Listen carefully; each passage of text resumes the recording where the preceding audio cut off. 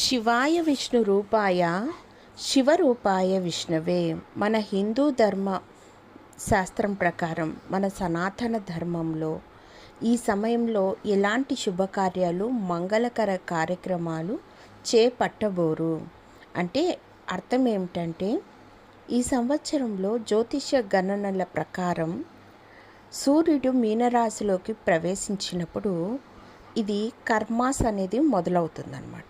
ఈ నెల 14వ తేదీ రాత్రి సూర్యుడు మీనరాశిలోకి ప్రవేశిస్తాడు. ఈ కారణంగా 15వ తేదీ నుండి ప్రారంభమవుతుంది. దాదాపు 30 రోజుల పాటు ఇది కొనసాగుతుంది.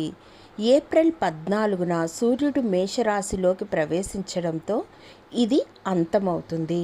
మార్చి 15 నుండి ఏప్రిల్ 14 వరకు ఈ కర్మాస్ అనేది కొనసాగుతూ ఉంటుంది. ఈ మధ్య కాలాన్ని అశుభ దినాలుగా పరిగణిస్తారు. ఎటువంటి శుభ ముహూర్తాలు ఉండవు. అందుకే ఈ మొత్తం కాలంలో అన్ని మంగళకర కార్యక్రమాలు వాయిదా వేసుకుంటారు. అందులోనూ ముఖ్యమైన పనులు ఈ సమయంలో చేపట్టబోరు.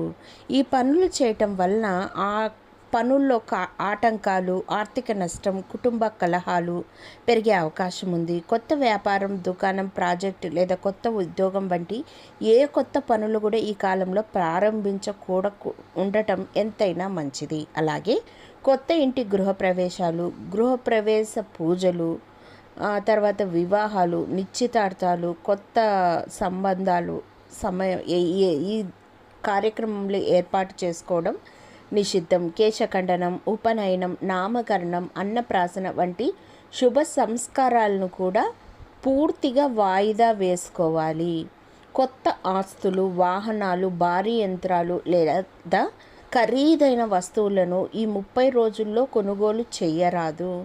జ్యోతిష శాస్త్ర ప్రకారం ఈ కాలంలో గ్రహస్థితులు అస్థిరంగా ఉంటాయి. అందుకే శుభకార్యాల్లో ఆటంకాలు ఎదురవుతాయి.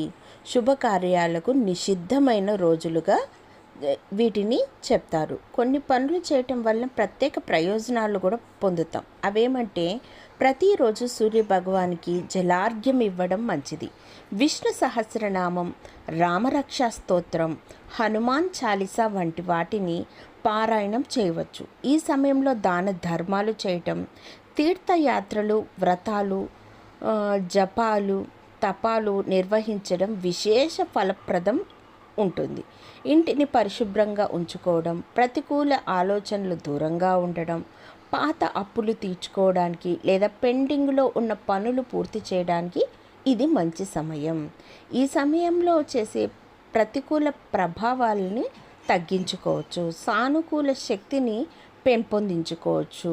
ఈ కాలంలో ఓర్పు, భక్తి, సానుకూల కార్యక్రమాలపై దృష్టి, కొత్త పనులు ప్రారంభించకుండా ఉండటం, ఇవన్నీ మనకు జ్యోతిష్య శాస్త్రంగా ఒక కొత్తగా మనం ఈ జీవితాన్ని మొదలు పెట్టడానికి ఏ పనులు చేయాలో, ఏ పనులు చేయకూడదో మన సనాతన ధర్మ ప్రకారంగా ఈ మొత్తం కార్యక్రమాల గురించి మనకు తెలియపరుస్తోంది.